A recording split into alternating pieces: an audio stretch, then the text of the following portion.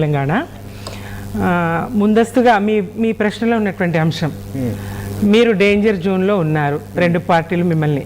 మేము డేంజర్ జోన్లో లేమండి, మేము పాజిటివ్ జోన్లోకి వచ్చినాం.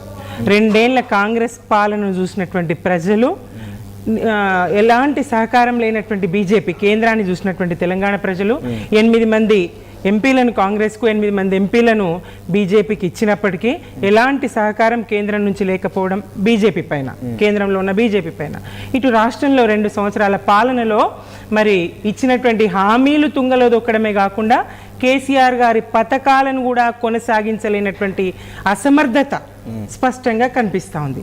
రైతుల విషయంలో అయినా, విద్యార్థుల విషయంలో అయినా, సమస్త తెలంగాణ ప్రజానికం విషయంలో, నిరుద్యోగులు, మహిళలు, సబ్బండ వర్ణ అందరి విషయంలో కూడా ఈ 2 ఏళ్ల రేవంత్ సర్కార్ వైఫల్యం, అసమర్థత అయితే నేను ప్రజల్లోకి మేము కూడా వెళ్ళినాం కదా, కవిత గారు వెళ్ళినట్టు మేము కూడా వెళ్ళినాం కదా. మొన్న సర్పంచ్ ఎన్నికల ఫలితాలే చూసినాం కదా. సాధారణంగా సర్పంచ్ ఎన్నికల ఫలితాలు 1 సైడ్ 80% అన్నట్టుగా వస్తాయి అధికార పార్టీకి. మొన్న రాలేవు కదా అట్లా. ఈ సర్పంచ్ ఎన్నికలను అయితే మనం మీకు తెలిసిందే, చాలా సుదీర్ఘ రాజకీయాలు ఉన్నారు మీరు. సర్పంచ్ ఎన్నికలు మన పార్టీ పరంగా జరిగిన ఎన్నికలు కాదు కాబట్టి వాటిని పరమావధిగా తీసుకొని బీఆర్ఎస్ వైపు ఉన్నారని మీరు చెప్పుకున్నా కూడా, కాంగ్రెస్ వైపు వాళ్ళు చెప్తున్నారు, ప్రజలు చూసి నవ్వుతారు. కానీ ఒక పార్టీ పక్షాన్ని ఇప్పుడు సర్పంచ్ ఉండరు వాళ్ళు. అయితే పార్టీ సింబల్ ఉండే కాబట్టి వర్కౌట్ కాదు అక్కడ చెప్పుకున్నా కూడా. సరే, అయినప్పటికీ ఇట్లాంటి పరిస్థితిలో బీఆర్ఎస్ కు పాజిటివ్ వస్తున్నటువంటి సందర్భంలో, ఈ రెండింటి మీద నెగిటివ్ వస్తున్నటువంటి సందర్భంలో 2 పార్టీలు, జాతీయ పార్టీలు ప్రధానంగా కవిత గారు వెనుక ఉన్నాయనేది స్పష్టమైంది కదండి.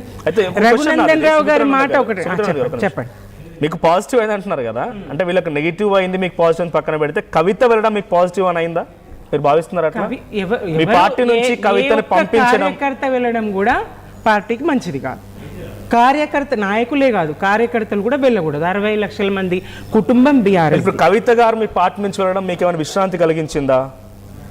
ఇదివరకు ఏమైనా నష్టమేమో అనుకున్నా ఆమె మాటలతోని మరి అమ్మయ్య అనుకునే పరిస్థితి ఇటు క్యాడర్లో కానీ అటు ప్రజల్లో కానీ. ఎందుకంటే తను ఎంత అసంతృప్తి లోన పెట్టుకున్నారు. మరి ఆ అసంతృప్తితో పాటు సరే కుడి ఎడమ భుజాలను ఇచ్చే ప్రయత్నం మొదటగా మెయిన్, మీరు ఇందాక 4 స్తంభాలు అన్నారు కదా, ఆ స్తంభాల మీదనే మొదటి ఆరోపణ.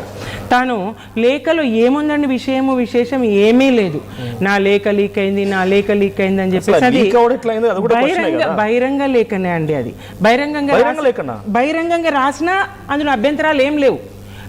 బహిరంగంగా రాసిన అందులో అభ్యంతరాలు, రహస్యాలు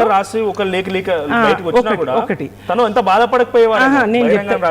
నేను చెప్తా, అది బహిరంగమైన అంత ఇబ్బంది లేదు, అంత అందులో రహస్యాలు ఏం లేవు. అది లీక్ అయిందనే నెపంతో ఆమె ఆడ నుంచి ప్రారంభించి మే 1 నాడు అసలైతే ఆమె ఉద్దేశం స్పష్టమవుతుంది. మే 1 తారీఖు నాడు, మేడే నాడు సామాజిక తెలంగాణ సాధ్యం కాలేదని కేసీఆర్ గారి 9.5 సంవత్సరాల పాలన తప్పుబట్టే ప్రయత్నం చేసిండ్రు. తర్వాత ఆ రోజు వాళ్ళ ఇంట్లో ఉన్నటువంటి ఫ్లెక్సీ ఏదైతే ఉంటుందో దాంట్లో కేసీఆర్ గారి ఫోటో తీసేసి మరి ఆచార్య జయశంకర్ గారి ఫోటో ఒకటే పెట్టడం జరిగిందని నేను చూడలేదండి ప్రత్యక్షంగా. ఆ ఫోటో విషయం నేను గమనించలేదు, కానీ తర్వాత మళ్ళీ పెట్టింది. ఆ మాట అయితే తను అన్నారు. అలాగే మే 12 నాడు తెలంగాణ భవన్లో ప్రెస్ మీట్ పెట్టారు. ప్రెస్ మీట్ అనంతరం చిట్ చాట్లో కూడా అదే మాట, సామాజిక తెలంగాణ సాధ్యం కాలేదు, ఎవరికే మురిగింది అనే మాట మాట్లాడింది. అసంతృప్తి ఆమెలో స్పష్టంగా ఉన్నది. అమెరికా నుంచి వస్తూ కూడా తాను దయ్యాలున్నాయని, అంటే కేసీఆర్ గారికి రక్షణ ఎవరైతే ఉన్నారో వాళ్ళు అలిగో బాధపడో అక్కడి నుంచి తప్పుకోవాలి. కేసీఆర్ గారి ఆరోగ్యాన్ని కాపాడే వ్యక్తులు ఎవరైతే ఉన్నారో వాళ్ళు అక్కడి నుంచి తప్పుకోవాలని ఒక ప్రయత్నం, అది సాధ్యం కాలేదు. అయితే ఇక్కడ ఒక విషయం, చాలాసార్లు ఈ విషయాలపైన కవిత గారిని ప్రశ్న చేసినప్పుడు కూడా సామాజిక తెలంగాణ సాధ్యం కాలేదు, ఇప్పుడు ఫైట్ చేస్తున్నారు, 10 ఏళ్ల పాటుగా ఏం చేశారని అంటే సాధ్యం కాలేదని అక్కడితో కంక్లూడ్ చేశారు ఆవిడ. మీరు కూడా బంగారు తెలంగాణ అన్నారు కదా బీఆర్ఎస్ పార్టీ ఉన్నప్పుడు, బంగారు తెలంగాణ సాధ్యమైందా? అంటే బంగారు తెలంగాణలో సామాజిక తెలంగాణ ఒక అంశం. బంగారు తెలంగాణ ఆర్థికంగా, స్థితిగతుల ప్రకారంగా, విద్య, వైద్యం అన్ని కలగలిపితే బంగారు తెలంగాణ మీ దృష్టిలో బంగారు తెలంగాణ సాధ్యమైందా? ఎస్, అయిందనే చెప్పగలుగుతాం. కేసీఆర్ గారి పాలనా ఫలాలు వినండి. కేసీఆర్ గారి పాలనా ఫలాలు అందని కుటుంబము, అందని మనిషి లేడండి. అన్ని వర్గాలను విడివిడిగా చెప్తూ కూర్చుంటే, ఆయన చేసినటువంటి అభివృద్ధి పథకాలను విడివిడిగా చెప్తూ కూర్చుంటే మొత్తం సమయం నా ఒక్కదానికి వేయాల్సి ఉంటుంది. అంత అభివృద్ధి జరిగింది. ప్రతి మనిషికి అభివృద్ధి ఫలాలు అందినాయి. ఇంకా చేయాలి. అభివృద్ధి అనేది నిరంతర ప్రక్రియ. ఒక దగ్గరికి పూర్తిగా కుటుంబ విషయమైనా రాష్ట్రం విషయమైనా దేశం విషయమైనా. ఇక్కడికి అయిపోయింది సమాప్తం, ఇక అభివృద్ధి చేయాల్సింది ఏమీ లేదని చెప్పడానికి ఉండదు. అది నిరంతర ప్రక్రియ. డిబేట్ ఒక్క క్వశ్చన్ ఆన్సర్ చేయండి. చెప్పండి. బీఆర్ఎస్ పార్టీ నుంచి కవితను మీరు సస్పెండ్ చేశారు.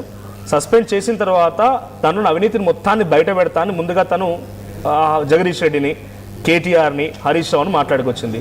హరీష్ రావుని ఎంత విషయంగా మాట్లాడుకొచ్చింది, ఏ అవినీతి చేశారు, ఎక్కడెక్కడ చేశారని కూడా చాలా వరకు చెప్పుకొచ్చే ప్రయత్నం చేసింది.